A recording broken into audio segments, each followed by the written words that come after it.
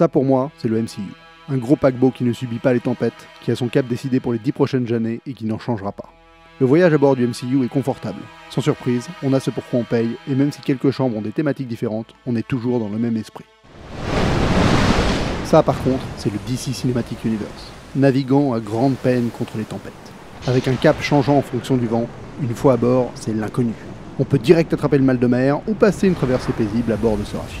Mais il a le mérite de nous sortir de notre zone de confort, et faut avouer qu'il ne manque pas de style, et ses fondations restent fascinantes. Donc le dernier voyage proposé à bord du DC Cinematic Universe, c'est le grand périple, celui qu'on vise depuis le début, la réunion de tous les super-héros, Justice League. Mais faut avouer qu'il est dur de se lancer dans ce voyage sans aucun a priori. Déjà, le changement de ton entre Batman vs Superman et les bandes annonces de Justice League est déconcertant. Ça renforce encore plus l'idée que le bateau navigue à vue d'œil et réagit au vent des critiques plutôt que de suivre un cap défini depuis longtemps. En plus, le capitaine a quitté le navire en fin de tournage pour des raisons personnelles, et malgré la maîtrise de son remplaçant pour les réunions de super-héros, c'est jamais bon signe. Le dernier point douteux, c'est la durée du film, 2 heures seulement. Ce qui paraît bien peu pour un film devant réunir 6 figures mythiques dont 3 n'ont pas vraiment été introduits avant, sauf dans un putain d'email. Bref, à part la bande originale qui est dispo depuis une semaine et qui est vraiment bien, je pars avec beaucoup d'a priori sur ce nouveau voyage dans le DCverse. Alors le navire va-t-il sombrer ou sortir magnifique de la tempête pour une traversée épique? Réponse tout de suite. Et ben on est quand même pas passé très loin du naufrage, hein, putain. Bonjour à tous, je suis Critique Masqué, bienvenue dans cette critique à chaud de Justice League, le dernier film du DCverse, le DC Extended Universe. Bref, je vais faire une vidéo en 2 parties, il va y avoir une première partie sans spoiler, et je vous préviendrai au moment où j'aborderai la partie spoiler. Donc voilà, si vous n'avez pas vu le film, vous pouvez regarder, et au pire vous regarderez la suite une fois que vous aurez vu le film. Donc, Justice League, de quoi ça parle? Écoutez, depuis la mort de Superman dans Batman vs Superman, ça je peux spoiler, hein, sorti il y a plusieurs années. Bref, l'humanité a perdu espoir, et il y a des scouts d'une race extraterrestre, des parademons qui commencent à apparaître, et Batman, il commence à trouver ça vraiment pas cool du tout, donc il se dit qu'il va aller former une espèce de ligue, une alliance avec des méta-humains qu'on avait vu dans le mail qu'il avait reçu dans Batman Superman, parce qu'il sent que voilà, c'est le roussi, il va y avoir un gros méchant qui va débarquer, et donc il va former une équipe pour aller se castagner. Voilà, je résume, mais vous avez plus ou moins compris que ça allait être ça, il va se passer d'autres événements dans le film, évidemment. Alors, gros problème pour moi au niveau du scénario, vous pourrez me dire dans les commentaires si je suis totalement à côté de la plaque ou pas, mais pour avoir revu Man of Steel et Batman vs Superman récemment, je n'ai pas du tout senti que Superman représentait l'espoir dans ces 2 premiers films, parce que bon voilà, il y a le speech de Jor-El qui dit que plus ou moins qu'il va être ça, mais factuellement, je trouve que dans ce monde-là qu'on nous présente, Superman ne représente jamais vraiment l'espoir. Et donc, de dire que la mort de Superman a tué l'espoir sur Terre, et donc que les hommes, qu'il y a eu une naissance de la violence, bon, à la limite, pourquoi pas, mais de lier Superman avec vraiment cette notion d'espoir, je trouve ça hyper particulier, parce que, bon, déjà, Superman apparaît dans Man of Steel, c'est là qu'on le découvre, on le découvre en même temps qu'il se bat contre Zorg ou Zord, là, je sais plus exactement le nom, donc il détruit la moitié de Metropolis, enfin, tout de suite, il n'apparaît pas comme il apparaît à la fois comme un sauveur, et à la fois comme la source du problème, donc je trouve ça particulier de direct lui mettre cette notion d'espoir, et Batman-Superman, tout le film est basé sur la notion de qu'est-ce que c'est de vivre avec un dieu qui à la fois nous aide, mais qui pourrait décider de nous tuer en claquant des doigts. Donc, pour moi, il n'y a jamais cette notion d'espoir, et le fait qu'il décède, moi, c'est ma manière de le percevoir, j'ai plutôt senti l'humanité faire genre oh putain, on va plus avoir besoin de se poser des questions sur ce mec-là, quoi. Plutôt que de se dire genre non, l'espoir est mort. Voilà. Donc, le problème de Justice League, c'est que il part de ce postulat-là, et j'ai vachement de mal à gober le début de Justice League juste pour ça, parce que pour moi, c'est pas vraiment cohérent avec ce qui avait été amené dans les films précédents. Voilà, pour moi, c'est un des premiers problèmes que j'ai eu avec ce film, c'est que le postulat de base, j'y ai pas cru, parce que, pour moi, il essaie d'utiliser quelque chose qui est amené précédemment, mais pas d'une manière extrêmement bien amenée. Donc ça m'a un peu perturbé, dites-moi si je suis à côté de la plaque ou pas. Voilà, en tout cas, il y a... sinon, après, dans le scénario, je trouve que c'est un peu trop classique, le film est vraiment en 2 parties, je trouve que la première partie... on l'a vu et revu, c'est vraiment là qu'on se positionne d'une équipe, ils vont voir des gens, les mecs leur disent non, et finalement les mecs reviennent parce qu'ils ont besoin d'eux. Bon, il y a plusieurs séquences, j'ai eu l'impression de regarder un téléfilm en fait. C'est vraiment ce qui m'a déplu dans ce film. Déjà, il y a le format de l'image. Le format de l'image, je sais pas pourquoi, tous les autres films du DCverse sont en 2.35, donc c'est le scope où t'as des... Enfin, sur une télé normale, t'as du noir en haut et en bas, mais au cinéma, t'as tout l'écran qui est pris, c'est magnifique. Et là, c'est du 1.85, donc l'écran est vachement rétréci sur les côtés, plus haut qu'il n'est large, quasiment. Enfin, c'est un format qui est très télévisé, qui est de la télé, actuellement, c'est presque du 16/9. Et je trouve ça hyper disgracieux au cinéma. Je comprenais pas pourquoi ils ont choisi ce format-là pour ce film-là, parce que voilà, ça aurait été bien d'être dans la continuité des films précédents, de garder le même format. Et en fait, ça m'a donné vraiment l'impression, la première partie du film, j'ai eu l'impression de mater une série ou un téléfilm, quoi, un espèce de pilote de série. T'as des énormes scènes, des longues scènes de dialogue où les mecs, il y a un peu de ricanement et de chamaillerie, enfin c'est des dialogues comme ça, des scènes que j'avais pas l'habitude de voir dans les 2 premiers films de Zack Snyder, et c'est là où je sens que c'est vraiment un film qui a pas forcément un mec à sa tête qui a saupoudré le film de toute sa vision, quoi. Je sens que Snyder il y a des moments c'est Snyder, genre le générique c'est du Snyder, c'est quasiment le générique de Watchmen refait à la sauce DCverse, quoi, qui est moins bien fait d'ailleurs, mais qui essaie de raconter le passage d'une époque à une autre de manière extrêmement visuelle, ça fonctionne, mais il y a tout le reste des films, les séquences de dialogue entre les personnages, là je reconnais la patte de Josh Whedon, quoi. Et Josh Whedon, il a fait des trucs que j'aime bien, moi j'avoue que j'aime bien le premier Avengers, mais il a quand même une patte un peu télévisuelle, on le critique souvent pour avoir une mise en scène qui fait très téloche, et là franchement c'est totalement le cas. J'ai eu l'impression d'être devant un putain de téléfilm. Alors il y a des scènes d'action qui fonctionnent en termes de, on va dire, de spectaculaire, enfin même pas parce que je trouve que les effets spéciaux sont un peu dégueulasses, mais j'ai jamais pris ma claque visuellement. Mais voilà, on sent qu'il y a du pognon, donc ça fait pas de télé. Et à la fois quand tu vois les épisodes de Game of Thrones, il y a du pognon et ça fait quasiment plus cinéma que ce que j'ai vu là devant Justice League. Donc je suis ainsi perturbé et ça me dérange de me dire que je suis face à un des plus grands blockbusters de l'année et que j'ai l'impression d'être devant un téléfilm, quoi. Donc ça franchement c'est le premier truc qui m'a vraiment déplu, et donc ce côté de réalisateur à la tête du truc, j'ai pas senti la patte vraiment de Snyder tout le film, et il y a des scènes d'action que j'ai trouvé lambda, je sais pas qui les a réalisées, je pourrais pas savoir à quel moment qui a réalisé quoi, mais j'ai pas trouvé cette espèce d'unité qui peut être, qui fait pas que les films sont parfaits. Man of Steel et Batman Superman ont des films que je trouve qu'il y a beaucoup de défauts, mais au moins je sentais que c'était un seul et même mec derrière tout ça. Là je sens le bordel, quoi, je sens que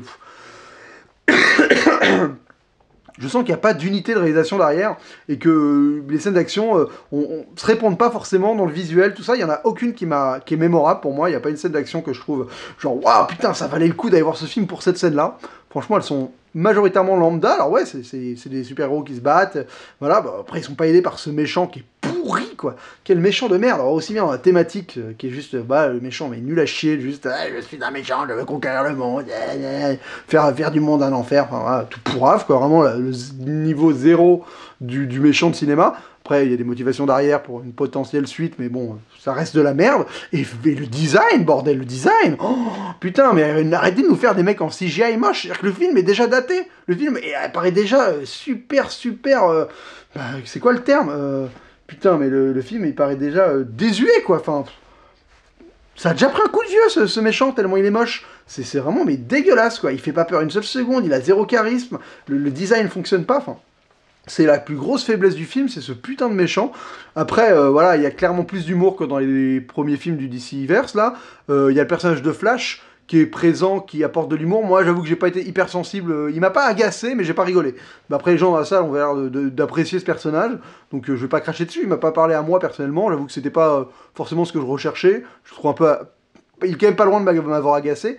Mais bon, ça allait. La manière dont on traite son pouvoir de super vitesse, au final, il n'y a rien de nouveau. Mais malheureusement, on a déjà vu des mecs courir vite dans d'autres films, notamment dans X-Men. Donc, c'est compliqué de passer derrière et il n'y a pas beaucoup d'innovation à ce niveau-là. Voilà, donc là-dessus, pas évident. J'ai trouvé qu'il y avait quand même beaucoup de choses qui étaient poussives, hein, franchement, dans les séquences de dialogue entre les personnages, la relation, c'était compliqué. Le problème, en fait, c'est que il y a des mythologies auxquelles j'ai pas cru, genre la mythologie d'Atlantide avec Aquaman, j'y n'y ai pas cru du tout. Cet endroit-là ne veut rien dire pour moi quand il débarque à Atlantide, quand il y a cette scène-là dans Atlantide, déjà elle est pourrie la séquence.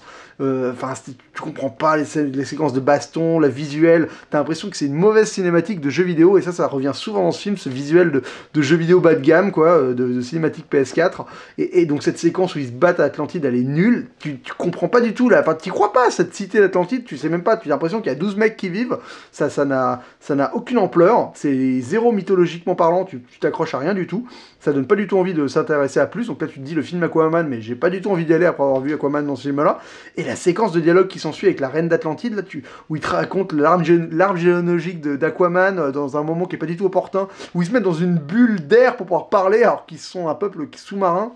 J'ai rien capté à cette mythologie, ce personnage. Après, c'est un personnage que je ne connais pas.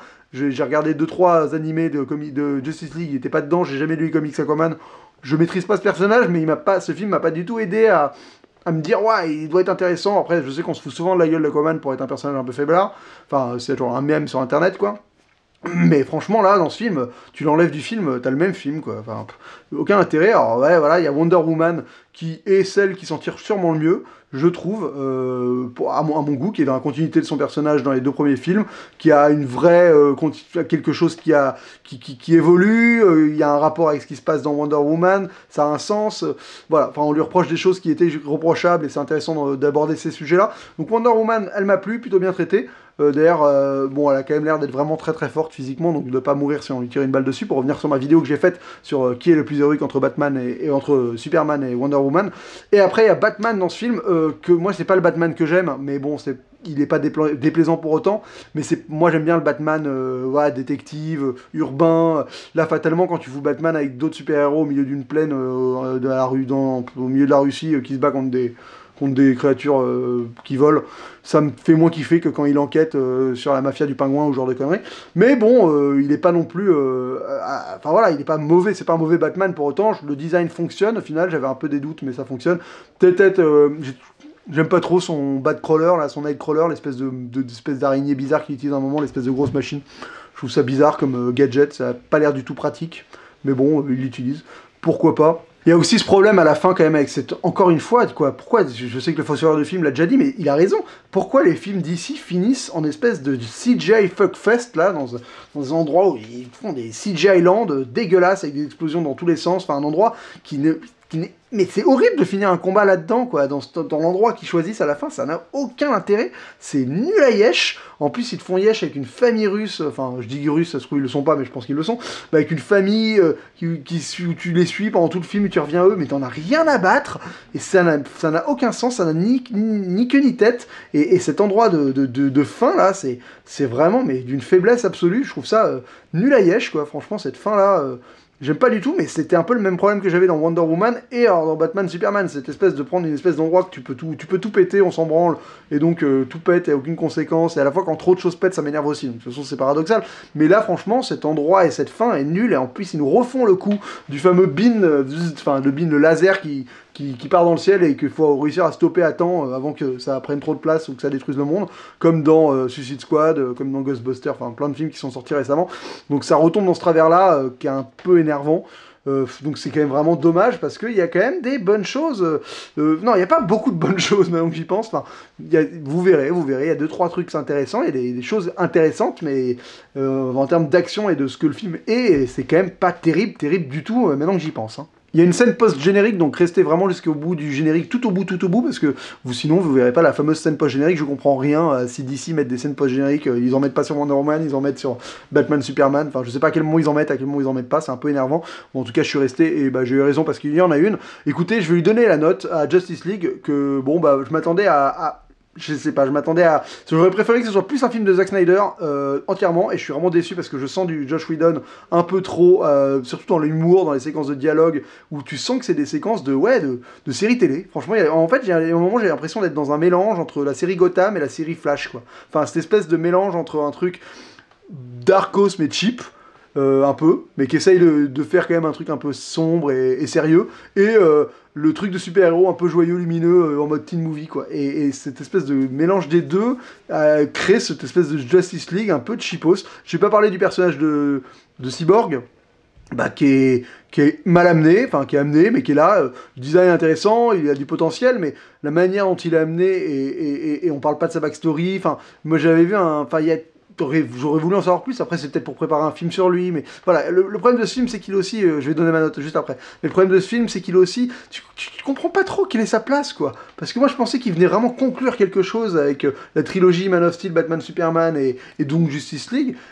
Et il vient pas vraiment conclure ça non plus, et à la fois il essaie il relance pas vraiment sur autre chose, enfin il est vraiment, c'est-à-dire que ça devait être vraiment la pièce de résistance, la fin d'un cycle, et ça a pas du tout l'ampleur, et c'est un film qui est assez faiblard, c'est un film de 2 heures, il se passe pas énormément de choses, tout est assez linéaire, les choses s'enchaînent, bom bom bom, une fois que les choses arrivent au début, tu les vois venir jusqu'au bout, voilà, il y a 2-3 choses qui sont intéressantes, dont je vais pas parler tout de suite, mais c'est quand même assez...